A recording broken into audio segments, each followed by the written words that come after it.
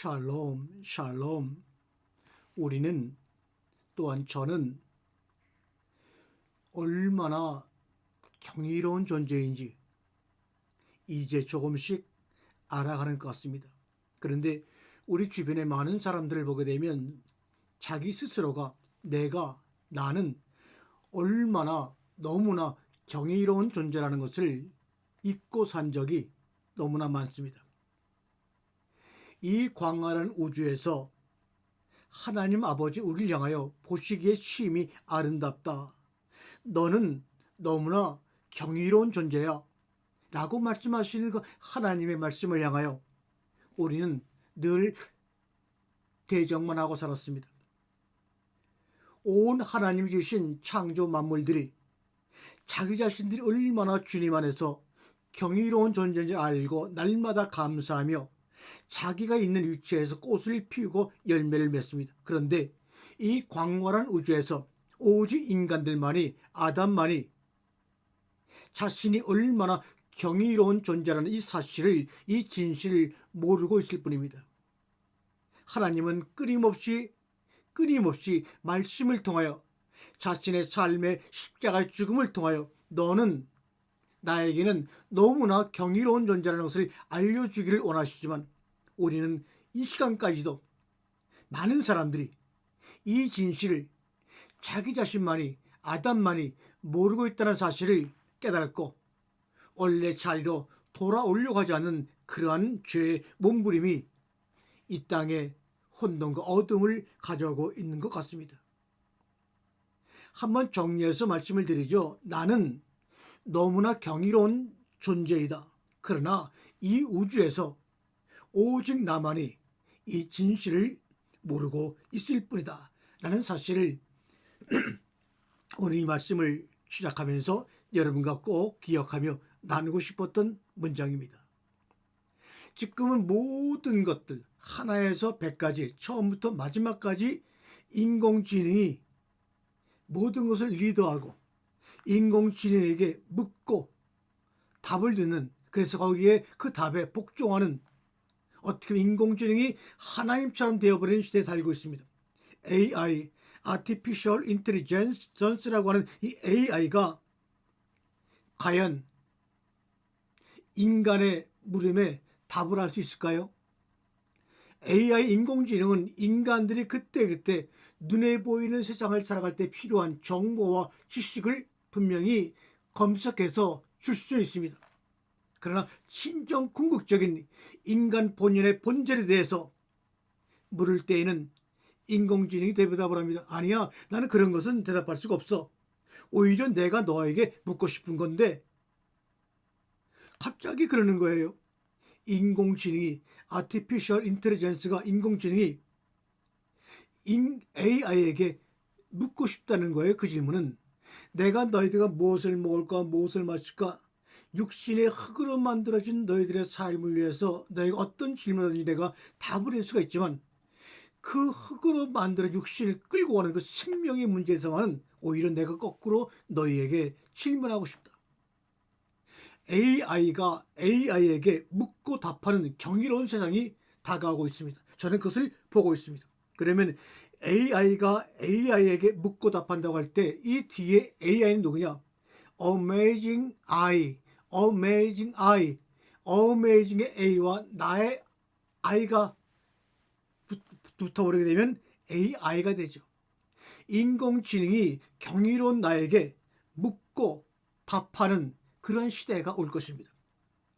Amazing I, 경이로운 나는 하나님 말씀 안에서 그 말씀을 주제로 하여금 AI가 질문하는 모든 질문에 답을 던져주는, 그래서 AI 시대를 리드하는 믿음의 사람들, 경이로운 사람들이 우주처럼 이 우주 가운데, 열방 가운데 솟아나 꽃을 피우고 열매를 맺을 줄로 믿습니다.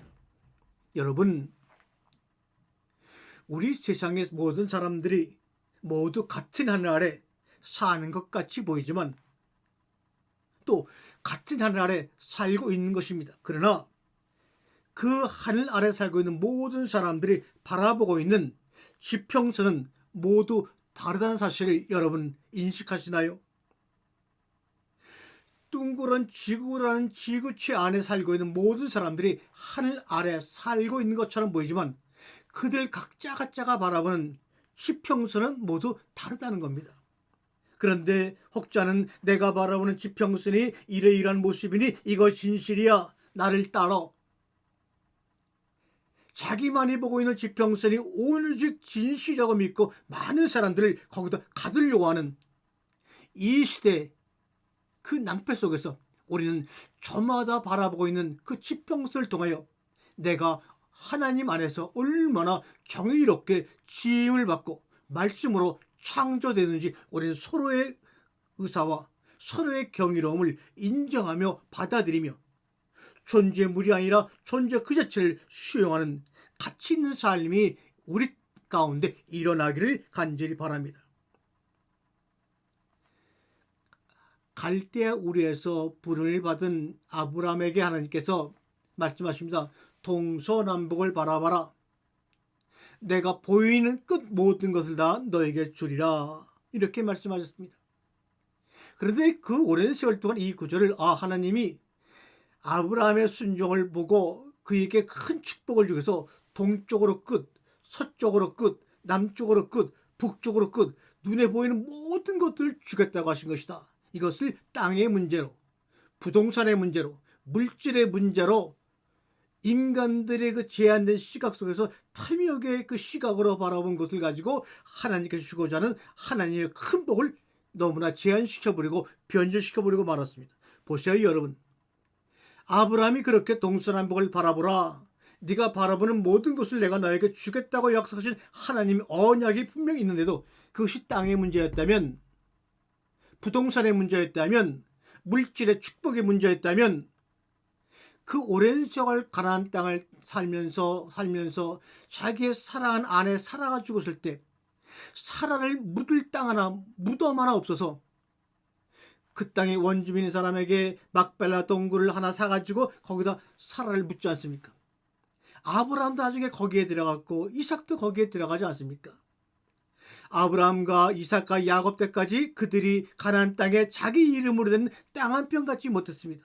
결국 그러다가 기근이 닥치는 바람에 야곱의 70명의 그러한 자손들이 함께 애굽에 들어가서 430년이라고 하는 기나긴 세월 동안 이방인의 삶과 종의 삶을 살지 않았습니까? 그렇다면 이 하나님께서 아브라함에게 동서남북을 바라보라 하는 것은 뭡니까?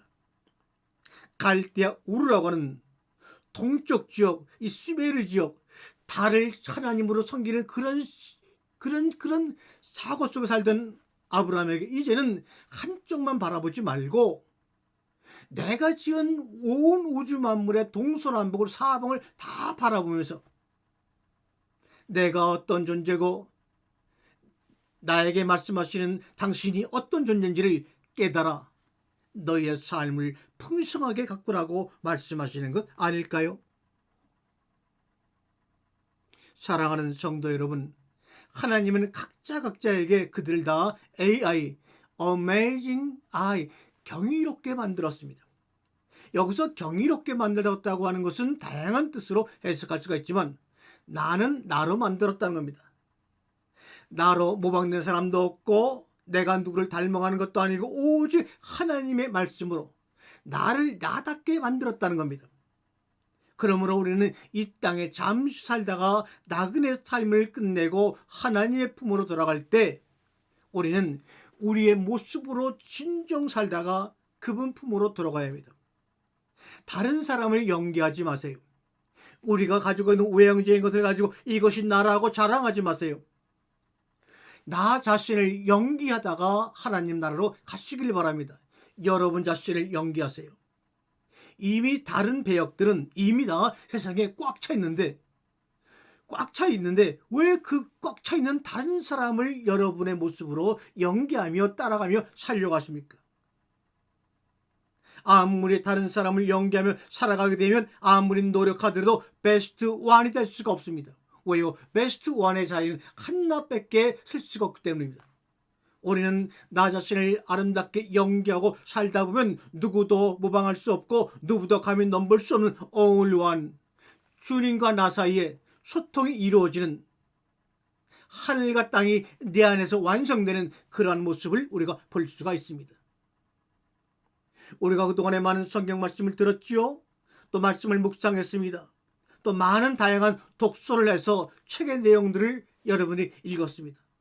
그러는 과정 속에서 성경의 큰 문맥 속에서 수많은 설교를 듣는 과정 속에서 여러분의 마음을, 여러분의 심장을 뛰게 만드는 단어가 있습니까? 만약에 여러분의 심장과 여러분의 마음을 뛰게 만드는 한 문장, 한 단어가 있다면 그것이 바로 여러분입니다. 그 문장을 통하여, 그 단어를 통하여 여러분을 표현해내기를 원하시는 하나님의 뜻이, 태초이전의 소리가 바로 거기에 들어가 있는 것입니다. 우리가 주님을 바라볼 때마다, 경이로운 나를 바라볼 때마다 생각나는 날마다 새로운 창조적인 생각들은 머리의 지식을 채움으로, 머리의 정보를 채움으로 머리를 흔들어서 만들어지고 태어나는 것이 아니라 나 자신을 연기하는 몸의 경험을 통하여 내가 그동안에 가지고 있던 나 자신 속에 나를 붙잡고 있는 기초적인 언어, 기본적인 언어를 부정할 때만이 가능하다는 사실입니다.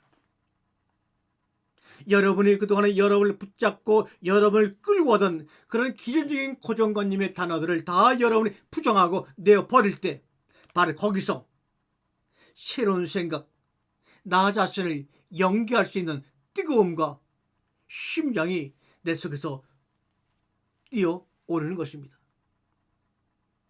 사랑하는 여러분, 오늘도 내일도 날마다 지금입니다. 오늘도 내일도 날마다 다가오는 이 지금을 우리가 새롭게 연기하고 삶으로 살아내기 위해서는 항상 무언가를 다른 관점에서 보아야 합니다. 우리가 모든 것을 다른 관점으로 보기 위해서는 어떻게 해야 되느냐?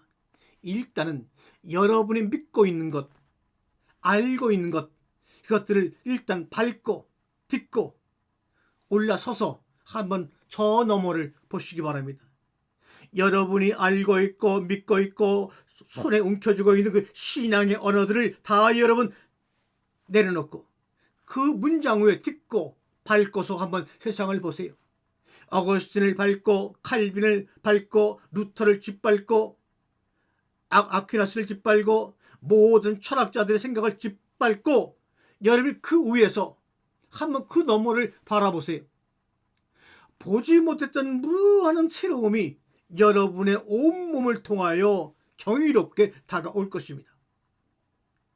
그런 사람들만이 자기 자신이 연기하며 남의 눈치를 보지 아니하며 어떤 환경 속에서 거기에 속박당하지 아니하고 구속당하지 아니하고 나를 나다움으로 살아갈 수가 있습니다. 여러분, 말씀이 활자체가 나비가 되어 성경 속에서 활활 뛰쳐나와 나에게로 날아와 움직이려면 어떻게 해야 합니까? 우리가 세상을 움직이려면, 내 가정을 변화시키려면, 나를 움직여서 정말로 온몸의 희생을 통하여 하나님의 사랑을 땅에 드러내게 하려면 먼저 어떻게 합니까? 세상을 움직이려면, 남을 움직이려면, 내 환경을 변화시키려면 먼저 나 자신을 움직여야 합니다. 나 자신을 움직일 수 있는, 심장을 뛰게 만드는 여러분들만의 핵심 가치를 드러내는 그 단어 하나의 짧은 문장이 있어야 합니다. 그러기 위해선 나 자신의 언어가, 여러분 자신의 언어가 날마다 새로워져야 합니다. 같은 문장의 뜻을 어떤 그릇에 담아 내놓느냐 하는 것은 너무너무나 중요합니다. 하나님의 말씀을 이렇게 깨달았고 하나님의 말씀의 문장들을 내가 간직하고 있는데 이것을 어떤 그릇에 담아 내놓느냐? 이 어떤 그릇이 뭡니까? 날마다 새로워지는 나 자신의 언어입니다.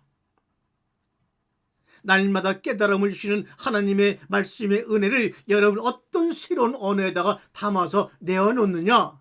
이것이 정말로 우리 인생의 변화의 꼭점이 되는 것입니다.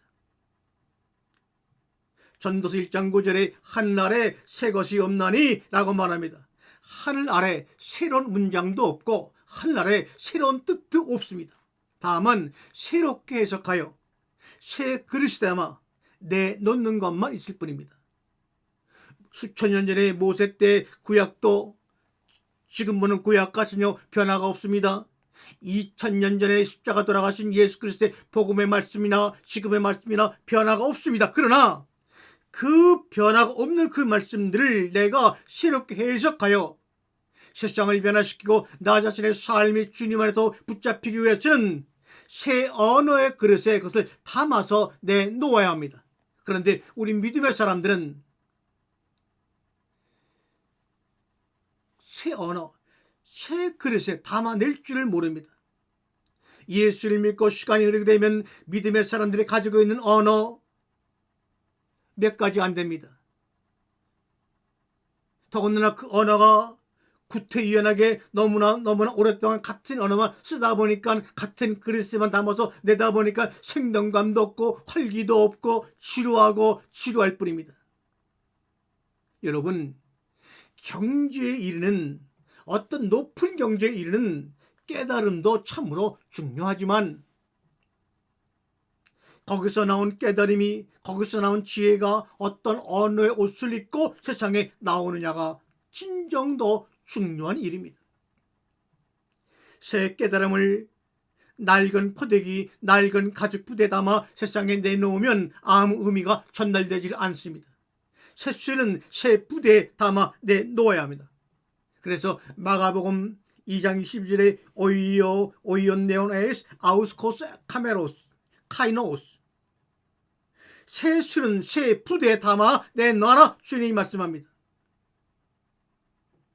예수 이전에 주신 말씀들을 말씀해 주신 그분이 새 부대에 담아 새롭게 담아 세상에 내어놓았습니다. 그것을 우리가 복음이라고 합니다. 그러나 그 당시에 모든 사람들은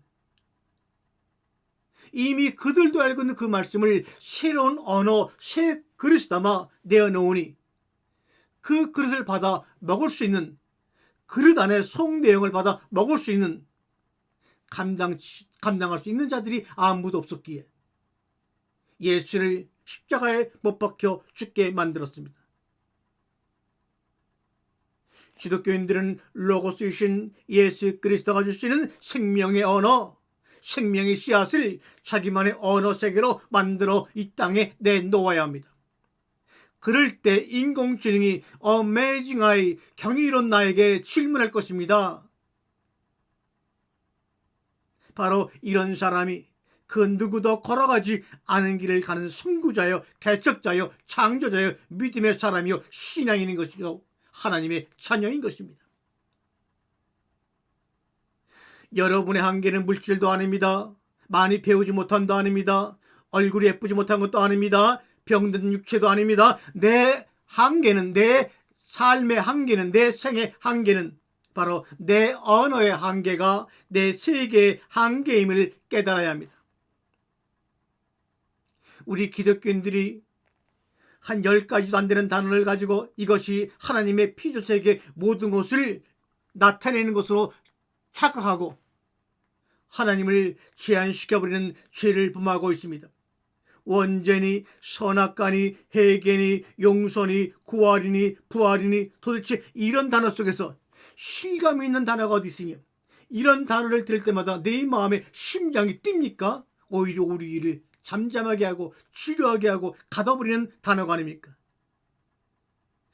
우주를 창조하신 하나님이 우주를 지으신 것을 보고 표현할 수 있는 수천 개 형용사, 수만 개 동사가 이 땅에 있건만 몇 개 안 되는 기존적인 낡아버린 지루한 명사의 의미를 다 그 명사 속에다 그것을 다 가둬놓고 이것이 교리고 이것이 교조고 이것이 하나님 말씀이라고 이야기만 하고 있으니 성도들끼리 믿음의 사람들끼리 만나서 대화하다 보면 성경의 교리와 말씀을 이야기해도 예수 그리스도 안에서 살아가는 성도들 하나님의 자녀들 사이에 아름다운 인간관계 사이 이야기가 나오진 않습니다. 교리가 율법으로 사장되어 버리고 맙니다. 하나님의 날마다 변화되어 다가오는 하나님의 보이지 않는 신성과 이 모든 것들이 다 우리들의 잘못된 언어 때문에 갇혀버리고 우리는 늘 지루하고 공고한 생을 살아갑니다. 기독교인들이 신앙의 연줄이 오래되면 될수록 알고 있는 단어를 다 사장시켜버리고 맙니다. 그나마 예수를 믿기 전에는 꽃을 향해 가졌던 아름다운 풍성한 마음 감성도 다 잊어버리고 맙니다. 우리가 육신의 몸이 건강하려면 피가 잘 돌고 피가 깨끗해야 됩니다. 피가 부족하면 빈혈이 생겨서 어떠한 건강도 유지할 수가 없습니다. 마찬가지로 우리가 사용하고 있는 언어가 부족하면 비너증, 언어의 빈곤에 시달리게 되면 하나님의 나라의 이야기를 풀어낼 수가 없는 겁니다. 내가 가지고 있는 언어가 풍성하지 아니하면 하나님의 능력과 신성이 아무리 풍성할지라도 그것을 표현할 단어가 없다면 우리에게는 기쁨이 없습니다. 그러한 단어가 없기 때문에 수십 년간 신앙생활을 하더라도 매일 똑같은 이야기만 반복해 갑니다. 그래서 서로가 만나봤자 똑같은 이야기만 할 거라고 미리 아싸리 만남도 제한시켜버리는 말로만 신앙 공동체라고 하는 거짓된 공동체에서 탈출해 나와야 합니다. 기독교가 이렇게 지루한 종교가 아니었습니다. 판소리를 들으면서 한마당 춤을 추며 노래하던 그런 이상의 흥과 바람을 일으킬 수 있는 바로 신앙의 공동체가 기독교인데도 이제는 그런 모든 것들이 교리와 교주와 율법과 몇 개 안 되는 단어 속에 다 많은 사람들을 가둬버리고 그것을 벗어나는 에덴의 울타리를 벗어나는 사람을 향해서는 이단이라고 하는 무리들의 발언들이 이 땅을 지배하고 있습니다. 거기서 벗어나야 합니다. 언어가 부족하면 그래서 비너가 되면 하늘나라 이야기는커녕 세상 이야기도 제대로 펼쳐낼 수가 없지요. 인간은 뭡니까? 인간은 인간관계의 약자가 바로 인간입니다. 간자는 사이 간자입니다. 인간과 인간 사이에 풍성함이, 행복함이, 감성이 꽃피우려면 사이를 채우는 풍성한 변화된 새로운 언어들이 날마다 성령의 감동과 기억을 통하여 가르침을 통하여 우리에게 나와야 합니다. 태초에 하나님이 천지를 창조하시는 이 문장을 읽고 7개 단어에만 붙잡혀서 날마다 살아가는 것이 아니라 7개 단어를 새롭게 표현할 수 있는 여러분 각자 한 사람만의 자신의 언어, 새로운 그릇에 이 문장을 담아낼 때 세상은 내가 누구고 내가 나라고 고백하는 나를 지으신 하나님이 누구며 하늘과 땅이 무엇인지 1000명이 모이면 1000가지 이야기로 10,000명이 모이면 10,000가지 이야기로 표현할 수 있는 다양함이 우리 속에 샘솟을 것입니다. 저는 창세기 1장 1장 내가 태초에 하늘과 땅을 지었느니라 사랑하는 아들아 아담아 말씀하시는 1장의 말씀을 늘 읽을 때마다 그리고 그 말씀을 읽고 하루를 마치는 잠을 잘 때 그 꿈속에서 하염없이 눈물을 흘리고 있는 저를 발견하곤 합니다.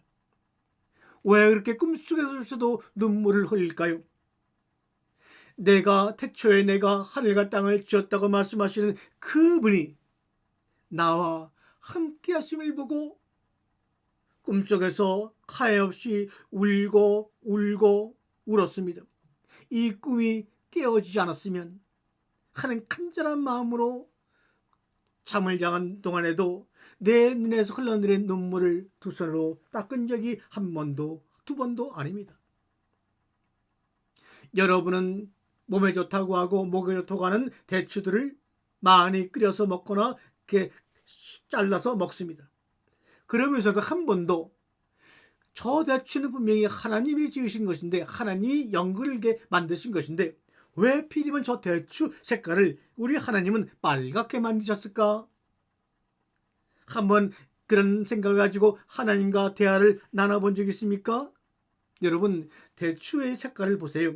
처음에는 옅은 노란색 같이 보입니다. 그러다가 조금 지나면 짙은 녹색처럼 보이다가 어느 날 시간이 흐른 다음에 보니 빨간 대추가 풍성하게 열린 것을 보고 감탄한 적이 한 번도 두 번도 아닙니다.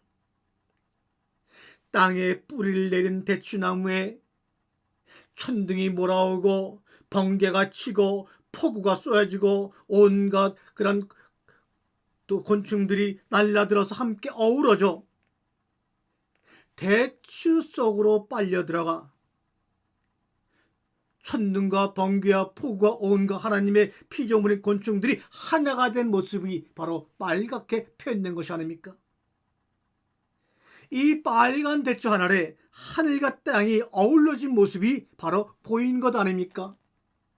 겟세마네 동산 십자가 나무에 달리신 예수 그리스도의 옆구리를 타고 흐르는 그 붉은 피를 통해서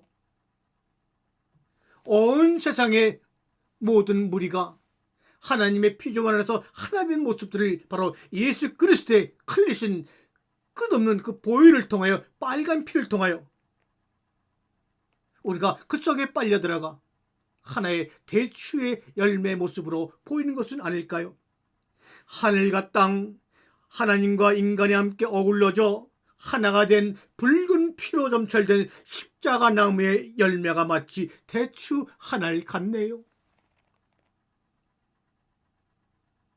오늘도 이 말씀을 들으면서 여러분과 나의 지혜가 끝나는 곳에서 우리의 깨달음이 시작된다는 사실을 여러분 인정하세요. 즉 성령의 가르치심과 생각나심이 기억되는 것입니다. 언제요? 나의 지혜가 끝나는 곳에서 하나님의 꽃이 피고 열매가 맺는 것입니다. 그것은 태초 이후에 들려지는 소리가 아니라 태초 이전의 소리, 처음 소리, 함께하는 마음으로 함께 동행하는 그 가는 소리의 세계입니다.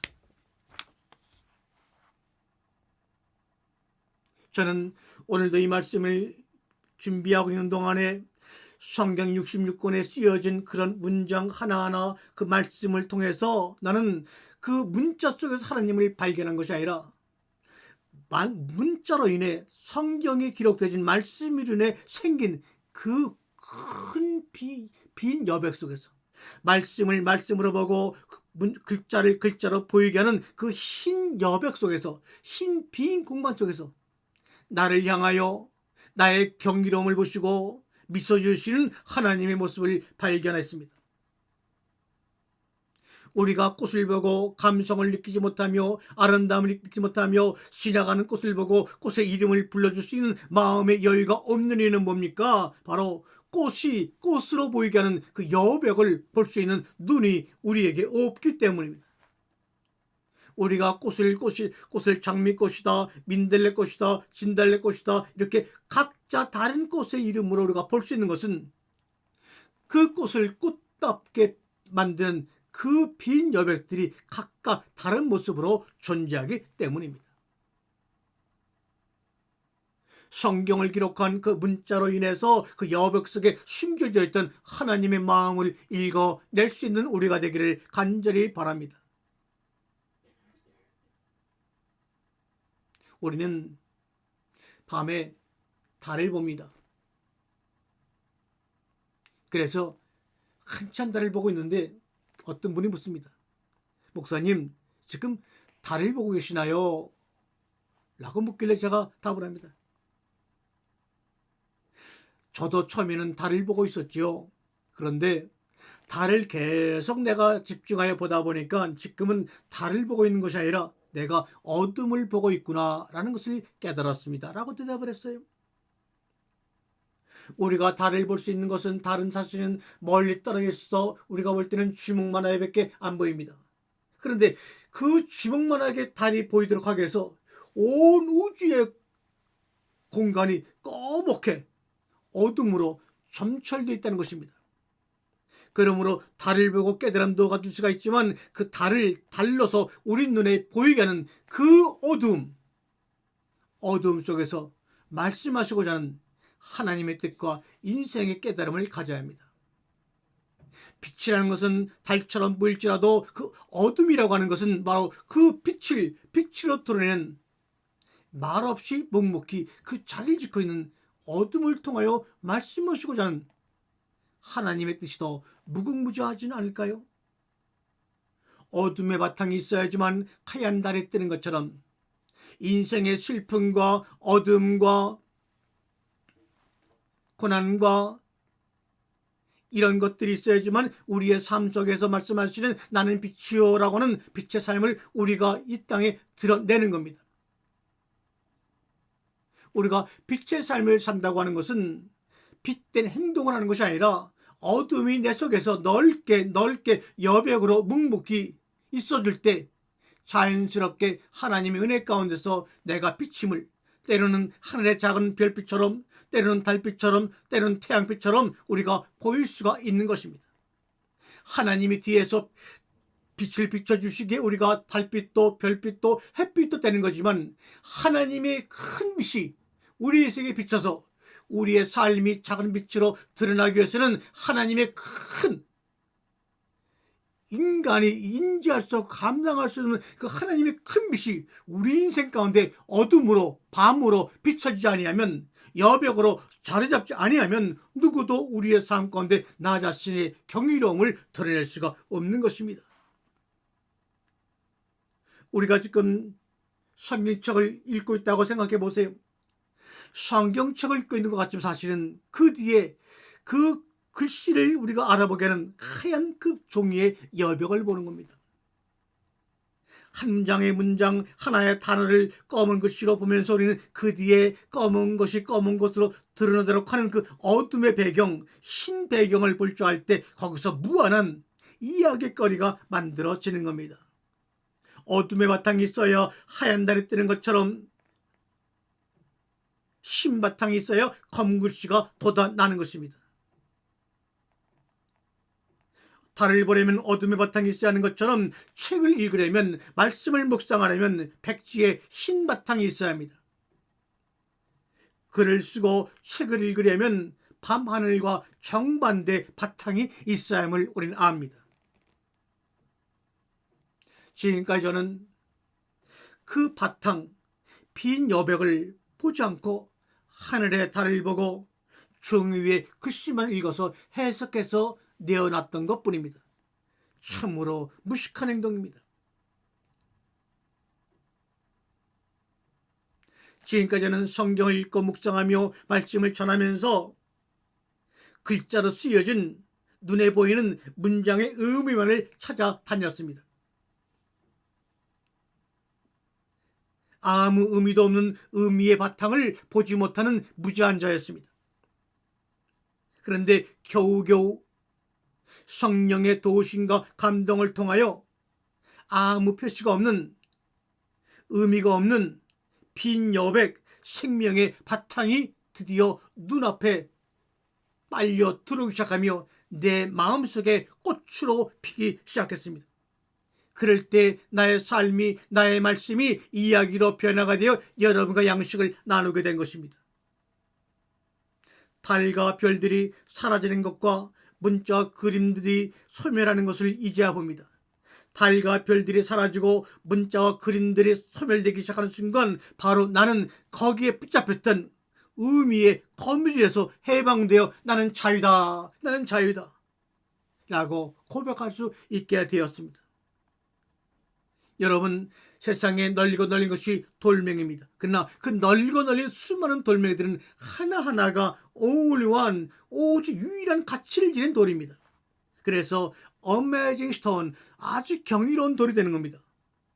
그래서 이 돌은 어떤 돌하고도 대체할 수 없는 대체 불가성 물질입니다. 그러나 벽돌은 그렇지 않습니다. 언제든지 벽돌은 깨지고 소용이 다하면 다 끄집어내고 다른 것으로 교체할 수 있습니다. 여러분은 돌입니다. 여러분은 반석입니다. 어느 것과도 교체할 수 없는 only one입니다. 세상에 수백억으로도 박사학위 몇 개로도 어떤 부귀영화로도 여러분 자신의 고유한 가치와 바꿀 수 없는 반석입니다. 바로 그러한 여러분의 반석 위에 말씀이 아름다운 성전을 건축해 나가시기를 바랍니다.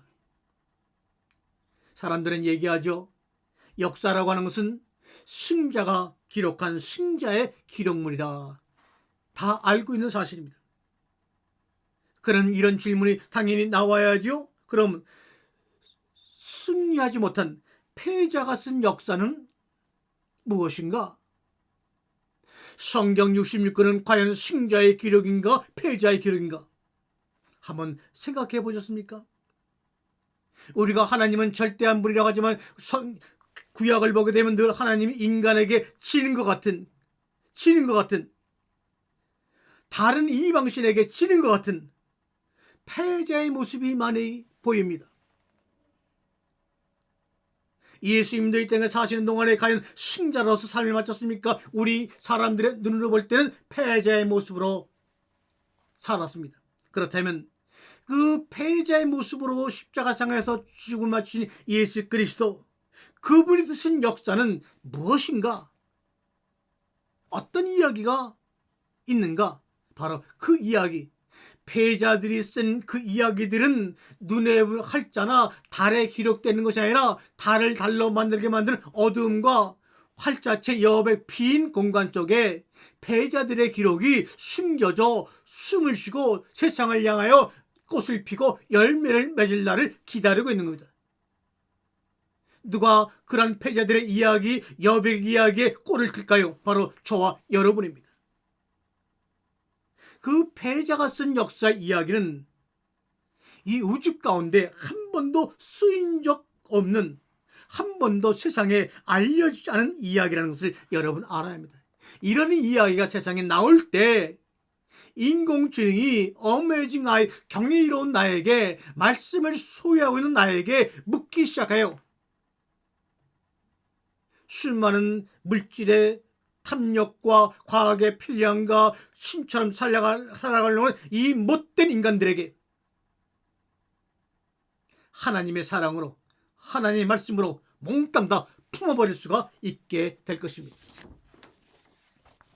돌멩이처럼 길가에 박혀 침묵하는 이야기를 말씀의 막대기로 파내는 것, 입을 열게 하고 눈을 뜨게 해 뒹굴고 다른 박질 쳐 길로 내딛는 그런 돌멩이들의 이야기를 만들어내야 합니다.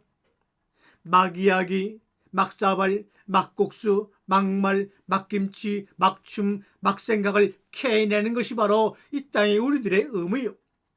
최진민들은 열매를 따먹고 풀뿌리를 캐먹고 사냥꾼들은 토끼를 잡아먹고, 그러한 가운데 때로는 눈물을, 땀을, 피를 흘려야 하는 까닭을 찾아 이야기를 꾸며야 하는데, 여전히 패자들의 이야기는, 성경 안에 예수 그리스도와 그의 무리들의 이야기는 아직도 입을 꾹 다물고 있습니다. 여전히 패자들의 이야기는, 돌멩이들은 입을 다물고 있습니다. 반석 위에 집을 지은다고 하는 것은 바로 이렇게 세상 사람들이 볼 때는 패자들의 모습이고 패자들의 이야기처럼 보이는 그 돌멩이들이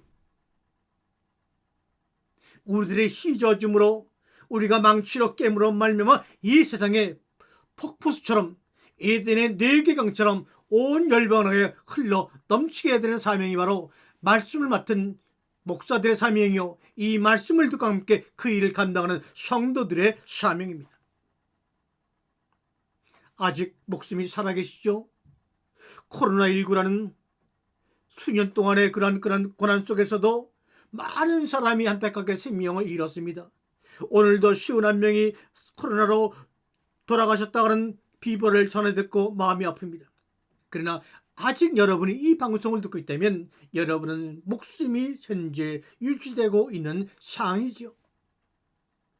그래서 말씀을 드려봅니다. 너는 이제 알겠니? 돈으로는, 그렇게 내가 죽자 살자 하는 돈으로는, 또 미국의 달러로는 어떤 약품으로도 바이러스를 죽이지 못해.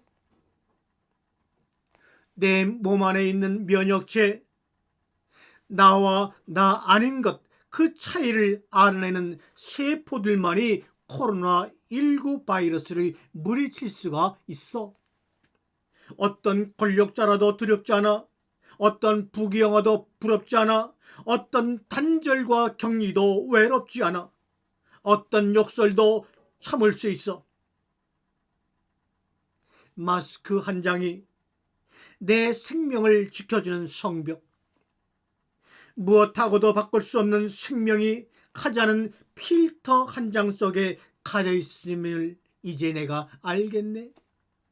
그렇게 소중한 것을 안 호주머니에 넣어둔 지갑보다 가볍게, 그렇게 소중한 목숨을 안 호주머니에 넣어둔 지갑보다 가볍게 여겨왔음을 온 세상 사람들이 일시에 알았지.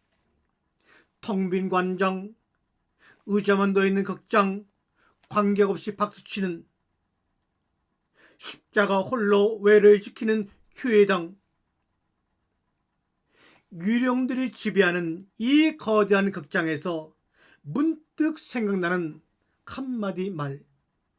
내가 살아있다는 것, 목숨.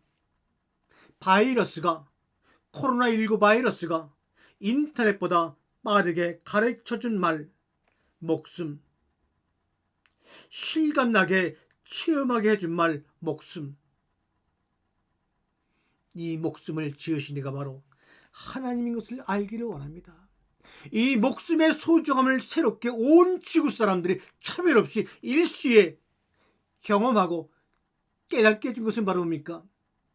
세상에 어떤 과학과 이기도 아니요, 어떤 사람도 아니요, 어떤 돈도 아니고, 내 몸 안에서 이것은 너의 세포고 이것은 너의 세포가 아니야 라는 것을 차이를 우리에게 알게 해주는 그 세포만이 우리의 생명을 날마다 지키기 위해서, 날마다 세포의 죽음을 마다하지 않는 그 한내의 세포가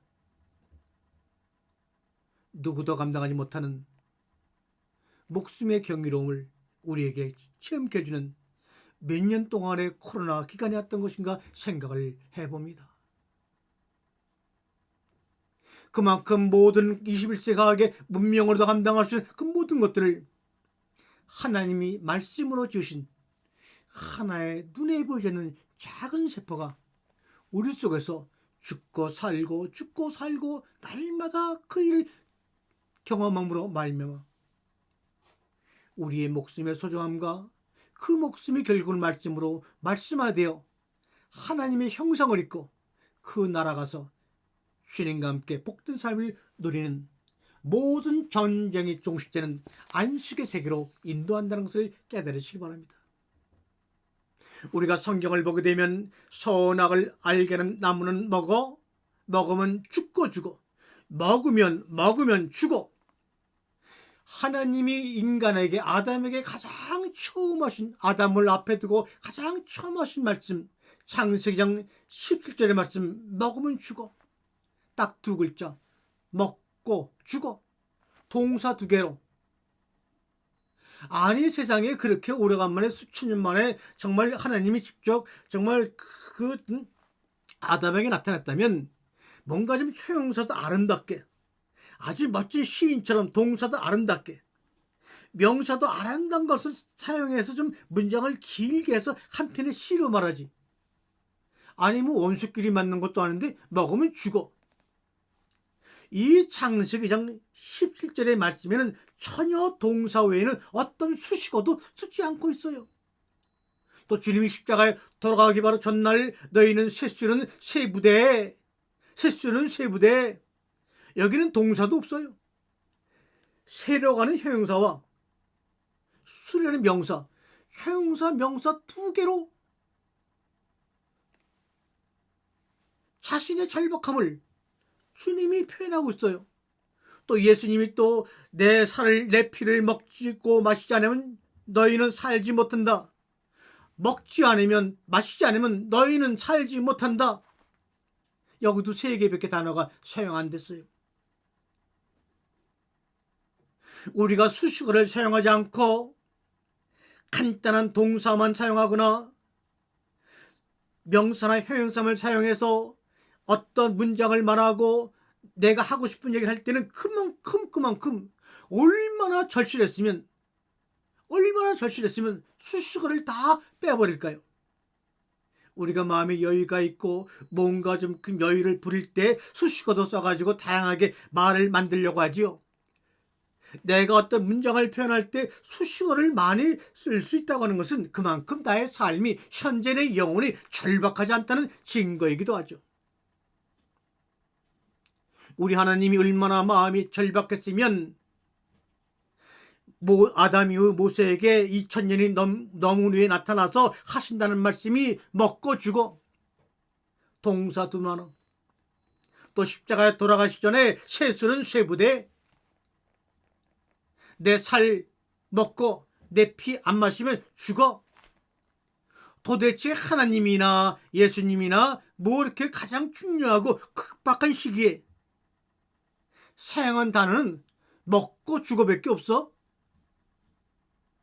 얼마나 인간의 모든 단어를 다 아시고 풍성하신 그분이 인간이 가장 기초적으로 사용하는 먹고 죽어라는 그 2 단어만을 가지고 절박하게 자신의 마음을 글자로 표현했다면 그 절박한 하나님의 마음을 날마다 우리에게 감동 주시는 성령님의 가르침으로 새로운 언어로 풀어낼 수 있는 사명이 우리에게 있는 것입니다.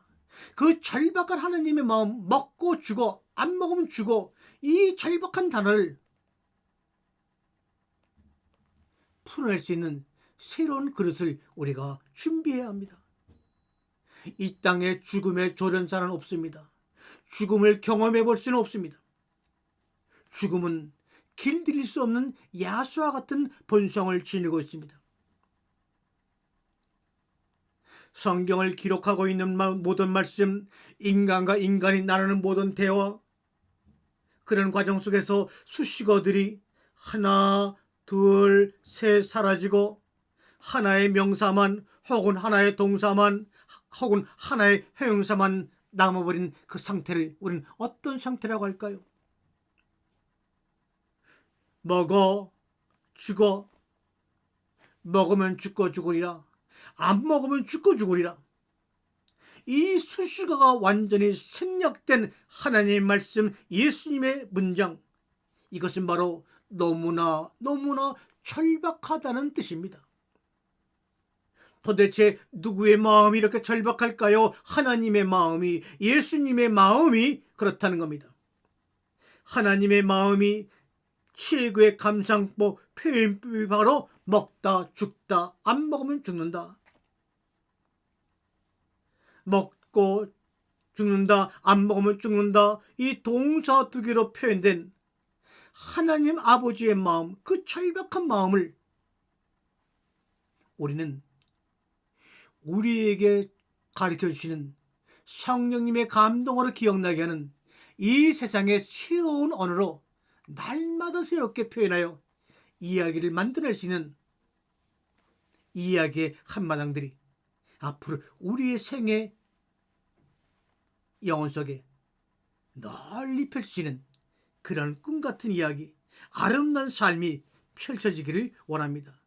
얼마나 절박하셨으면, 얼마나 우리하고 말을 소통하고 싶으셨으면 가장 인간들에게 평범한 단어인 먹다, 죽다, 이 극한적인 상황의 단어를 통하여 말씀을 걸어주셨던 그 하나님의 마음, 이것만 우리가 제대로 깨닫는다도 하늘과 땅이 우리 안에서 하나가 되어 사라짐으로 말미암아 태초 이전에 하나님의 나라가 내 안에, 우리 안에 들어옴을 경험하게 될 것입니다. 그 경험의 이야기는 수천 권, 수만 권, 수억 권의 책으로 앞으로 이 땅의 모든 후손들에게 길이길이 소리로 전달되기를 간절히 원합니다. 아멘.